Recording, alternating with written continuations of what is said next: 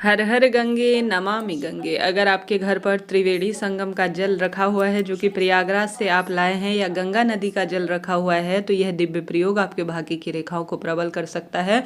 रोग दोष कष्ट संकट सभी पीड़ाओं से मुक्त कर कर जीवन को एक आध्यात्मिक मार्ग तक जोड़ेगा और जीवन के सभी सुखों की अनुभूति कराता है।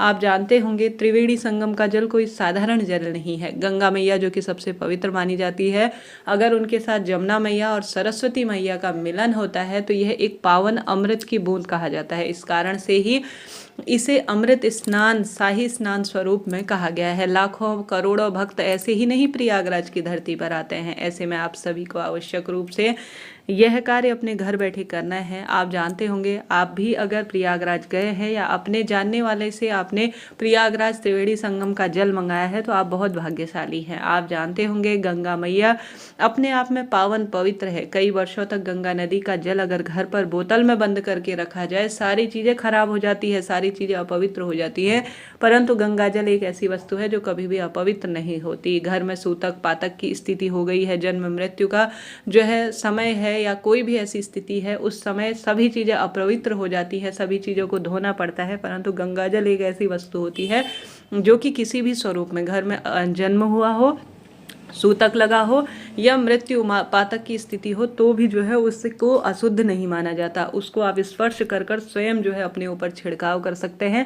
घर पर छिड़काव करने से सभी रोग दोष कष्ट मिट जाते हैं। वैज्ञानिक दृष्टिकोण से भी कहा जाए तो इसमें कुछ ऐसे गंगा नदी के तट पर या गंगा नदी में कुछ ऐसे जो है जीवाणु होते हैं, ऐसे जो है तत्व पाए जाते हैं जो कि इसे खराब होने से रोकते हैं और साथ ही इसे एंटीबायोटिक स्वरूप में बना देते हैं। इसकी चमत्कारी वर्णन अपने आप में अद्भुत कहा गया है। तो कमेंट्स में आप लिख दीजिए हर हर गंगे नमामि गंगे या श्री शिवाय नमस्तुभ्यम, क्योंकि महादेव के मस्तक पर गंगा मैया विराजमान है। गंगा मैया पुरखों को सुख देती हैं और धर्म अर्थ काम मोक्ष की भी प्राप्ति कराती हैं। ऐसे में गंगा जल कोई साधारण नहीं है, वह भी त्रिवेणी संगम का जल है, तो यह तो एक चमत्कार है, भाग्य बदलने वाली यह वस्तु है।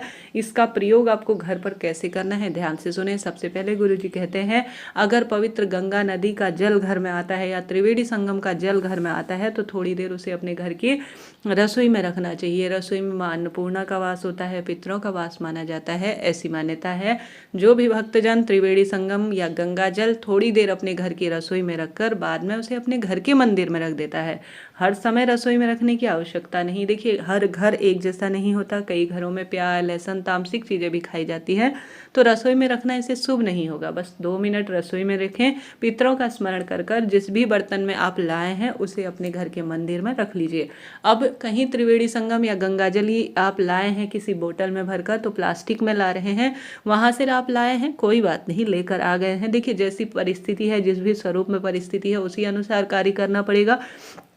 परंतु अब घर में ला ही गए हैं तो क्यों ना इसे सही बर्तन में रखा जाए। देखिए, प्लास्टिक में भी यह कई टाइम तक खराब नहीं होता। गंगा जल की एक खासियत यही है कि वर्षों तक अगर आप इसे घर पर रखे रहेंगे तो आप इसको जैसे लाए थे उस स्थान से वैसा ही प्राप्त करेंगे। कोई भी इसमें अनावश्यक तत्व रह नहीं सकते। इतना पुण्य प्रताप है इस पूरे ब्रह्मांड में, इस पूरे धरातल में सिर्फ गंगा मैया का जल ही एक ऐसा जल है जिसमें ऐसे तत्व पाए जाते हैं जो वर्षों तक खराब नहीं होते। इस कलयुग में यह चमत्कार से कम नहीं है। आपने सुना होगा कि कोई भी वस्तु कितने भी लंबे समय तक रखी हो, वह कहीं ना कहीं एक्सपायर हो ही जाती है। उसमें जीवाणु विषाणु पनपने लगते हैं, बदबू आने लगती है। परंतु गंगा जल एक ऐसा जल है जिसकी महत्वता शब्दों में बयां कर पाना कठिन है। अपने घर पर लाए हैं त्रिवेणी संगम या गंगा जल तो अपने घर के मंदिर में इसे रखें।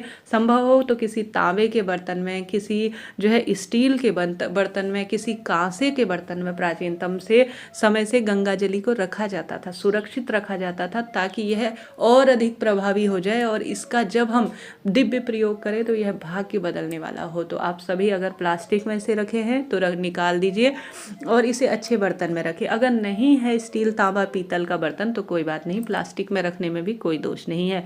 सबसे पहले प्राचीनतम समय से ऐसा किया जाता था कि पवित्र नदी से कोई गंगा जल भर कर लाता था तो उसे अपने घर की रसोई में 2 मिनट रखने के बाद घर के मंदिर में रखकर ऐसी प्रार्थना की जाती थी कि हे गंगा मैया, आपका स्वागत है, आप मेरे घर पर रहकर मेरे जीवन, मेरे मेरे घर परिवार को दोषों से मुक्त करें, सुख सौभाग्य का वरदान दें और यह दिव्य प्रयोग में मेरे जीवन को सुदृढ़ करे। ऐसी प्रार्थना कर कर जिस बर्तन में गंगा मैया रहती थी उसे गंगा जी के स्वरूप माना जाता था, उसमें रोली चंदन मोली। आज भी कई घर परिवारों में जो इन चीज़ों को जानते हैं वह उस गंगाजली के बोतल में या बर्तन में रोली चंदन मोली अक्षत छिड़कते हैं और प्रार्थना करते हैं, धूप दीप नैवेद्य समर्पित कर कर उसे सुरक्षित रखते हैं, मन ही मन प्रार्थना करते हैं।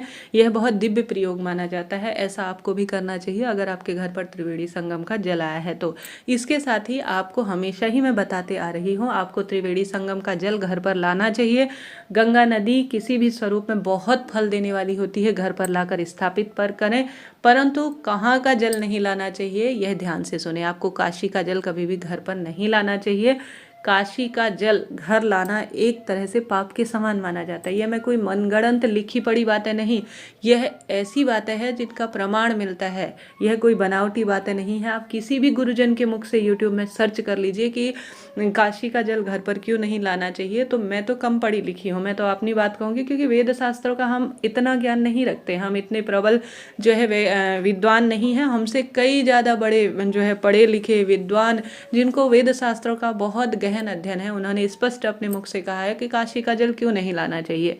मैंने इससे पहले वीडियो डाला था तो उसमें कई नेगेटिव कमेंट्स आ रहे थे, मैडम आप तो मनगढ़ंत बात बता रही हैं, कैसे कह सकती हैं काशी का जल नहीं लाना चाहिए। तो इससे आप यूट्यूब में सर्च कीजिए, यह सत्य पाएंगे कि काशी का जल क्यों नहीं लाना चाहिए। इसके पीछे शास्त्रों में लिखी गई यह बात है कि काशी में प्रत्येक जीव, क्योंकि वहाँ रात दिन चिताएं जलती है, आप जानते होंगे हरिश्चंद्र घाट में वहाँ रात दिन चिताएं जलती हैं, और चिताओं के साथ साथ वहाँ पर जो वहाँ का कण होता है, वहाँ की रज होती है, उसमें ऐसे हजारों जीव जंतु रहते हैं। गंगा नदी तट पर ऐसे हजारों और गंगा नदी के अंदर ऐसे हजारों जीव जंतु विराजित होते हैं जो मोक्ष की कामना से, क्योंकि वहाँ पर जो है मृत्यु होना काशी में एक सौभाग्य माना जाता है। जिसकी काशी में मृत्यु हो गई उसे शिवलोक और विष्णुलोक प्राप्त होता है, ऐसा शास्त्रों में वर्णित है। अगर आप गंगा नदी का जल लाते हैं तो उसके साथ आप कई तरह की आत्माओं को अपने साथ लेकर आ रहे होते हैं, ऐसा शास्त्रों में कहा गया है। तो कभी भी आप अगर गंगा जल जो है काशी से भरकर ला रहे हैं तो यह अशुभता के रूप में माना जाता है।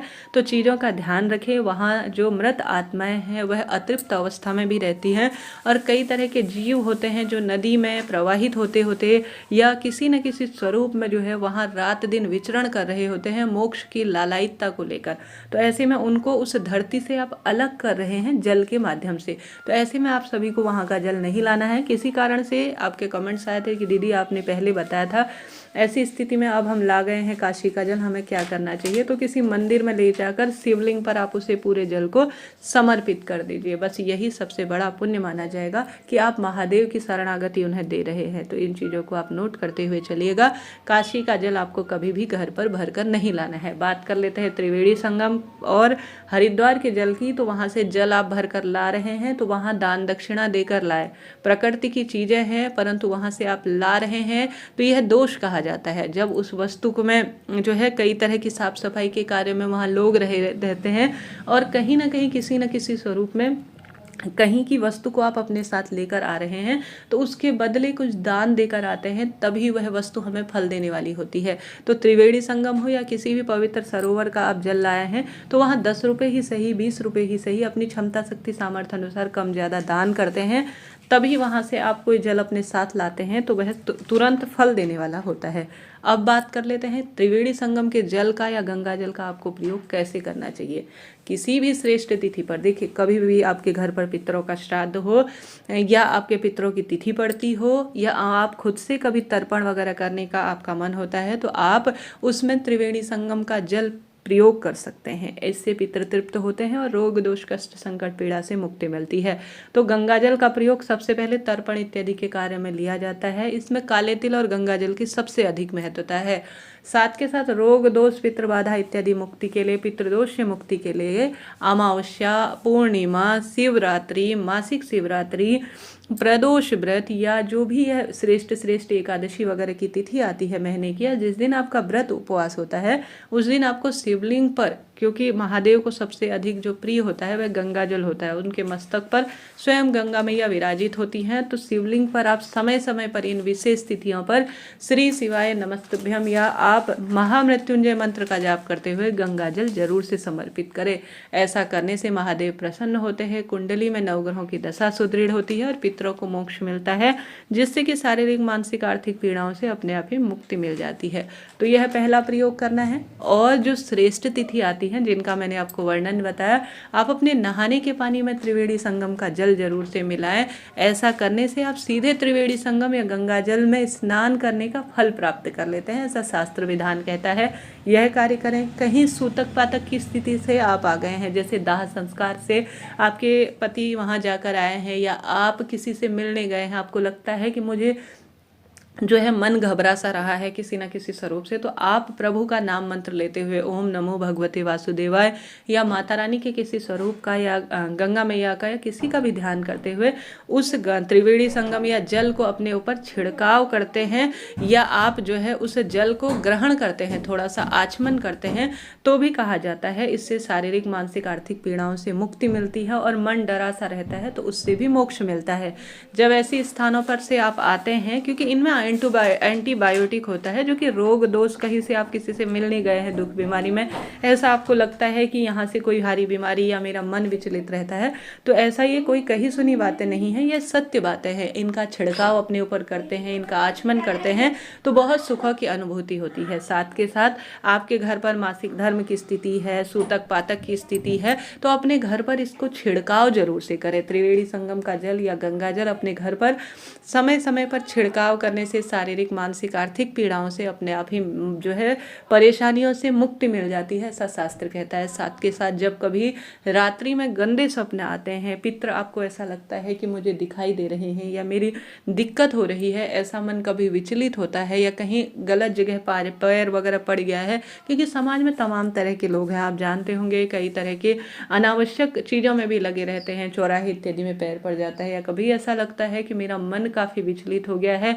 बच्चा भी कहीं ना कहीं दुख बीमारी से बहुत अधिक परेशान रह रहा है, मन में भय की स्थिति है, स्वप्न बुरे आ रहे हैं, तो इस त्रिवेणी संगम या गंगा जल को आप प्रभु का नाम मंत्र, जिन भी इष्ट देवता को आप जानते हैं, मानते हैं, अपने मन से मानते हैं, उनका स्मरण कर कर गंगा जल अपने ऊपर छिड़काव कर लेने से और ग्रहण कर लेने से कहा जाता है मानसिक शारीरिक आर्थिक पीड़ाओं से मुक्ति मिलती है। गंगा जल पितरों के काम में भी आता है, जो है काम में, देवताओं के काम में भी आता है। कोई भी देवी देवता ऐसे नहीं हैं जिनको गंगा जल जो है प्रिय ना हो। शिव महादेव से लेकर श्री नारायण से लेकर माता दुर्गा से लेकर हनुमान जी से लेकर सभी गंगा को मैया स्वरूप में विराजित करते हैं, तो माता स्वरूप में उन्हें पूजा जाता है। तो हर एक देवी देवता, हर एक पितृ देवता को गंगा जल काफ़ी प्रिय होता है। हर घर में गंगा जल होना चाहिए। कोई भी हिंदू धर्म या हिंदू धर्म को मानने वाला ऐसा व्यक्ति जिसके घर में गंगा जल नहीं है, वह घर नहीं माना जाता। जिस घर के मंदिर में गंगा जल रखा रहता है, कहा जाता है समय समय पर तुलसी मैया में भी इसका प्रयोग किया जाता है। अर्थात जैसा गुरुजी कहते हैं, काशी विश्वनाथ भगवान का नाम लेकर अपने हाथ की अंजनी में अमावस्या या श्राद्ध पक्ष में या एकादशी पर या पूर्णिमा तिथि पर अपने हाथ की अंजनी में 5 या 7 बार पितरों का स्मरण और अपना नाम गोत्र बोलकर तुलसी में अगर गंगा जल समर्पित किया जाता है, घर का एक सदस्य करता है, तो उस घर के सभी भी बाधा मिट जाती है, शारीरिक मानसिक आर्थिक पीड़ा से मुक्ति मिल जाती है। तो इतना सुंदर वर्णन गंगा जल और त्रिवेणी संगम के जल का कहा गया है। अगर आप त्रिवेणी संगम जा पाए हैं तो आप बधाई के पात्र हैं, नहीं जा पाए हैं, आपके लिए कोई गंगा जल लेकर आया है तो उसका आप स्नान के पानी में छिड़काव करें, घर पर छिड़काव करें। इस तरह से दिव्य प्रयोग कर कर आप अपने भाग्य की रेखाओं को चमका सकते हैं। आशा है, उम्मीद है आपके लिए वीडियो उपयोगी रहा होगा। बस आपसे यही मेरा अनुरोध है कि आप कहीं से जल लाते हैं, कम ज़्यादा जितना भी लाते हैं, परंतु थोड़ा दान जरूर से कर आए, क्योंकि इन चीज़ों की, देखिए, गंगा जल को गंगा जल रखने में उसके आसपास जो साफ सफाई करने वाले व्यक्ति होते हैं उनके लिए यह जाता है, और यह कहीं ना कहीं इसके पीछे एक सारे जो है वैज्ञानिक कारण भी है, और कहीं ना कहीं इसके पीछे एक जो है ज्योतिष कारण भी छुपा हुआ है, आध्यात्मिक कारण भी छुपा हुआ है। यह कोई कही सुनी बातें नहीं है, इन्हें प्रैक्टिकल स्वरूप में आप एक बार गहन विश्लेषण, एक बार सोचने समझने की क्षमता से करेंगे तो इन चीज़ों को आप सत्य पाएंगे। तो आप सभी मेरी बात से सहमत हैं तो कमेंट्स में अपने विचार मुझे बताइएगा। कैसा लगा वीडियो यह भी मुझे बताइएगा। कौन कौन त्रिवेणी संगम का जल किस स्वरूप में अपने घर पर रखा हुआ है यह भी मुझे बताइएगा। कोई भी चीज़ आप पूछना चाहते हैं कमेंट्स में पूछ लीजिए। आपका अपना चैनल है, ज्ञानवर्धक वीडियो आपके लिए हैं, तो आपसे अनुरोध है लाइक करें, शेयर करें, सब्सक्राइब करें।